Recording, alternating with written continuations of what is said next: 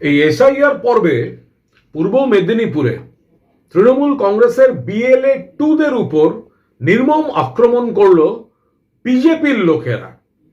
এবং আসল কারণটা হচ্ছে যে ভগবানপুর 1-এ যে ঘটনাটা ঘটেছে, আমাদের দুজনকে যেভাবে মারা হয়েছে, আসলে এই এসআইআরে জেনুইন ভোটারদের যে বাদ দেওয়ার চক্রান্ত করছে বিজেপি, আমাদের তৃণমূলের কর্মীরা বাড়ি বাড়ি বাড়ি বাড়ি যাচ্ছেন, ফলে তাদের চক্রান্তটা আটকে যাচ্ছে।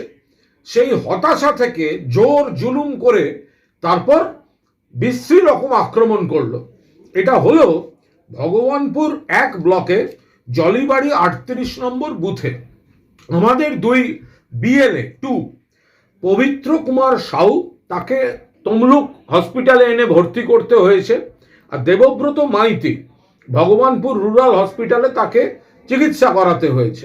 এরা আজ সকালে বাড়ি বাড়ি যাচ্ছিলেন এবং যা যা কাজ তাই করছিলেন, জেনুইন ভোটারদের সাহায্য করা। তো বিজেপি সেটা চায় না, ওরা তো ওখান থেকে নাম কাটতে চাইছিল, বেছে বেছে নাম কাটতে চাইছিল, তো ওদেরকে চলে যেতে বলে, তো ওরা সরেনি। তারপরে একেবারে দল মিলে এসে হামলা করেছে। হরিপদ দাস, দুর্গাপুর গ্রাম পঞ্চায়েতের লোক, সেই হরিপদ দাস সে ওখানে হামলা করেছে। হামলায় ছিল বাবুলাল কান্দার, এক ওই জরিবাড়ি জিপির একজনের হাজব্যান্ড, এক নির্মল দাস ভগবানপুর জিপি।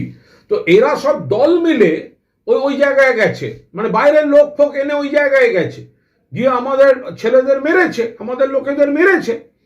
আমরা তীব্র নিন্দা করছি, আমরা দোষীদের অবিলম্বে গ্রেফতারের দাবি করছি, এবং আমরা এটা মনে করিয়ে দিচ্ছি, এই যে বেছে বেছে জেনুইন ভোটারকে কাটার চক্রান্তটা আমাদের কর্মীরা আটকে দিচ্ছেন বলে তাদের উপর এই হামলা করা হয়েছে পূর্ব মেদিনীপুরে। এটা তো বিরোধী দলনেতা ওই জেলায় থাকেন, ফলে তাদের যে চক্রান্ত বলে আমাদের কাছে অভিযোগ এসছে, ফলে তাদের চক্রান্তটা আমাদের কর্মীরা আটকে দিচ্ছে। সেই হতাশা থেকে বিজেপি এইভাবে আমাদের দুই কর্মীকে মেরেছে।